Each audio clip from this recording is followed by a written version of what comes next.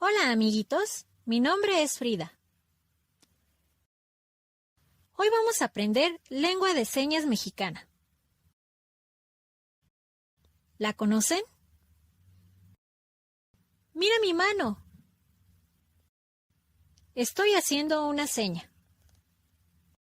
Veamos un documental sobre el programa Letras Señadas de la UACM.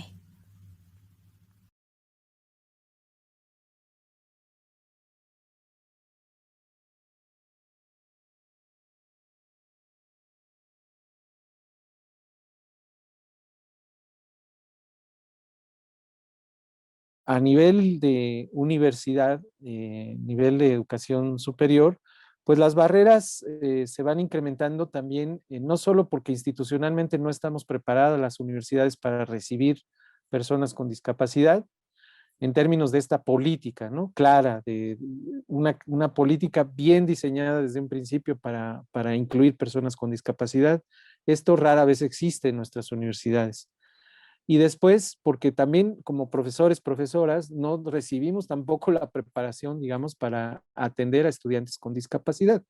Entonces, lo que ha ocurrido es que han ido llegando un poquito así como que en la experiencia, por ejemplo, de la UACM, es que han llegado los estudiantes con alguna discapacidad y de pronto quienes pues nos encontramos en el salón de clase con un estudiante que tiene discapacidad, pues la primera reacción normalmente ha sido de que nos da miedo porque no sabemos qué hacer, ¿no? Entonces, esa es otra barrera, que tiene que ver entre falta de preparación nuestra y ciertas actitudes que a veces nos provoca porque no estamos acostumbrados a convivir con personas con discapacidad o no sabemos ni siquiera lo que es la discapacidad, nos da miedo y la reacción es casi siempre es como de rechazo. Recuerdo que, híjole, sufría mucho de bullying, muchísimo, no saben, y pues tenía que aguantarme, ¿no? Despertar y pensar en que el día iba a ser el mismo.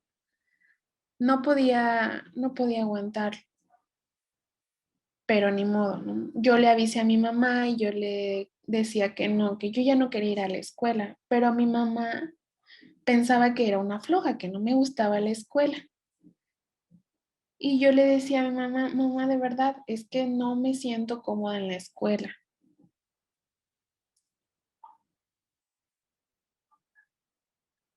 Y por más que acudíamos al director o a los maestros, nunca decían nada, siempre se hacían los que no se daban cuenta. Y la verdad es que yo decía, a ver, esperen, creo que no me están entendiendo. O sea, el punto era que pues yo tenía que ser valiente y enfrentar estos problemas que existían. Y entonces mucha gente se fue dando cuenta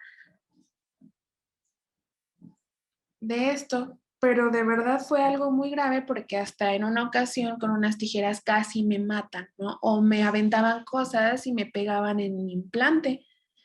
La verdad es que eso me hizo molestar mucho y se convocó a una reunión para que esto ya no pasara. Y mi mamá tuvo que explicar, ¿no? Que esto del implante tenía muchos cuidados y a estas personas no les importó. Dijeron, bueno, pues si entonces quieren cuidarla mucho, entonces sáquenla de la escuela. A mí me pasó, ¿no? Que, por ejemplo, mi mamá cuando estaba embarazada, pues no había como esta posibilidad de comunicación conforme fui creciendo. Mi familia, yo me sentí discriminada por mi propia familia porque de pronto era complicado esta comunicación y pensaban que cómo era posible que había nacido así, cómo se iban a comunicar con las manos, que sí podría utilizar algún auxiliar auditivo. Fue un proceso muy largo. Ahora ya sabemos a qué se enfrenta la comunidad sorda. Exploremos el funcionamiento de letras señadas.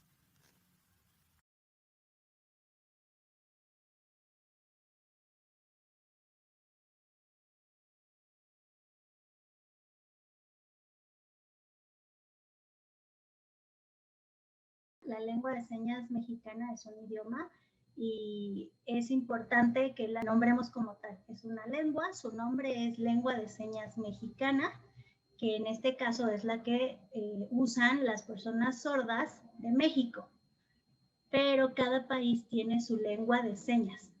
La lengua de señas mexicana y el idioma español son dos lenguas, son dos idiomas, pero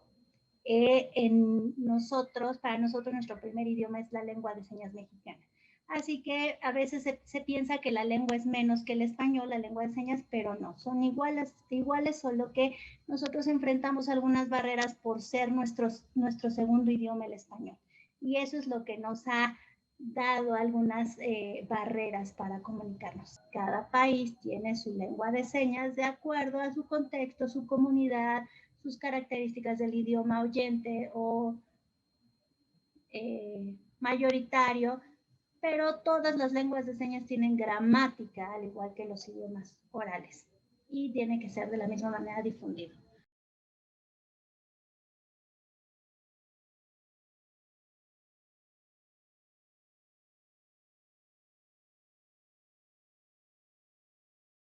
Todas las discapacidades sorda, que digamos, no tiene esa posibilidad de hablar, tienen esa posibilidad de hablar, sí tienen, pero como no han podido, o sea, por ejemplo, en mi caso, soy una chica hipoacusia, yo sí puedo hablar. Ajá, entonces yo como hablando, por eso ellos no dicen, no te confundan, una cosa es sordomuda o muda y otra cosa es sorda. La palabra correcta es sordo, no sordomudo. Hay que quitarle eso de mudos. En particular, no nos gusta, lo sentimos peyorativo y discriminativo. Es para nosotros una falta de respeto porque la palabra correcta es sordo, no somos mudos.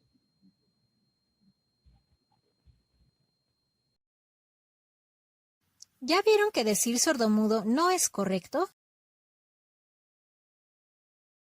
La palabra correcta es sordo. Vamos a conocer cómo es la inclusión de personas sordas en la UACM.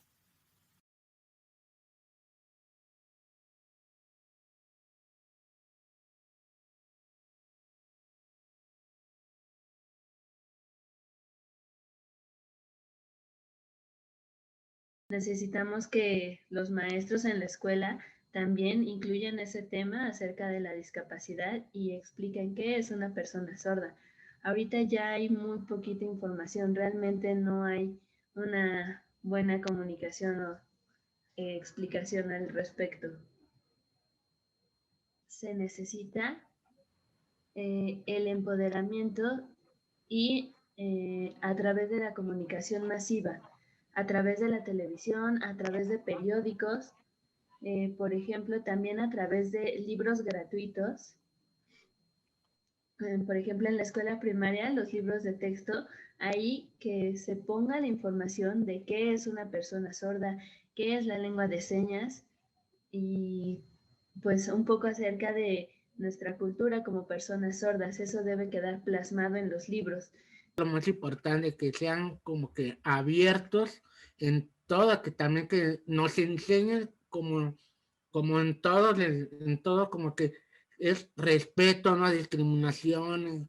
Entonces también en las escolaridades, ¿no? De primaria, secundaria, eso es lo que creo que es como que en secundaria y en la prepa, que también enseñemos en la parte de quitar la discriminación, porque en secundaria y preparatoria es como que yo lo puedo poner etiqueta como pesadilla en la parte de discriminación, porque en esa parte de la secundaria y preparatoria hay como de que ahí como que se mezclan, bueno, se pega más cañón en la discriminación, no nada más discapacidad, en todas las áreas que digamos que se presentan en de la discriminación, ¿no?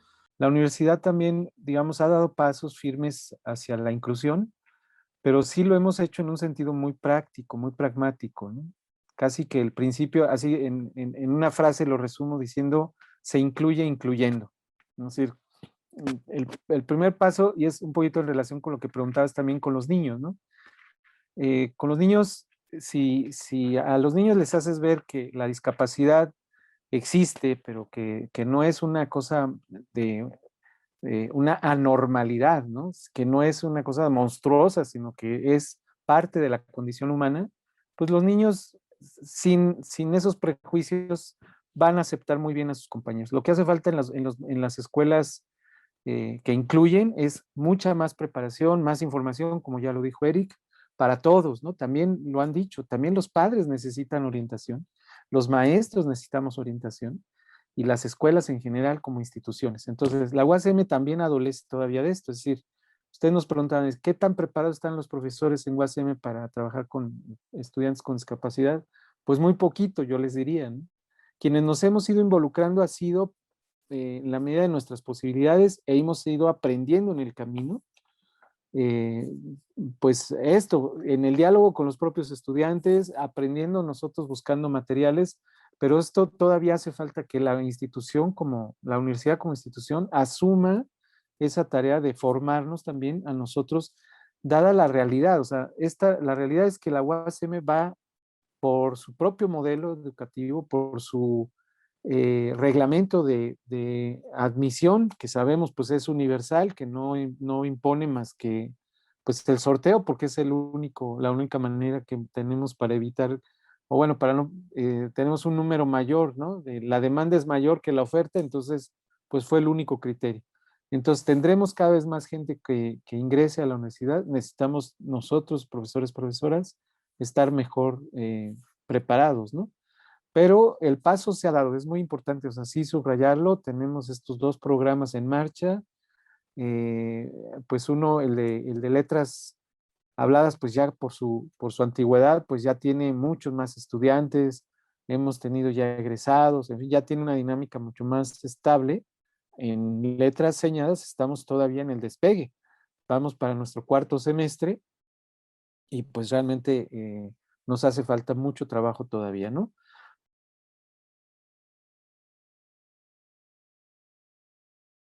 Amiguitos, llegamos al final del documental. Gracias por acompañarnos. Nos vemos pronto.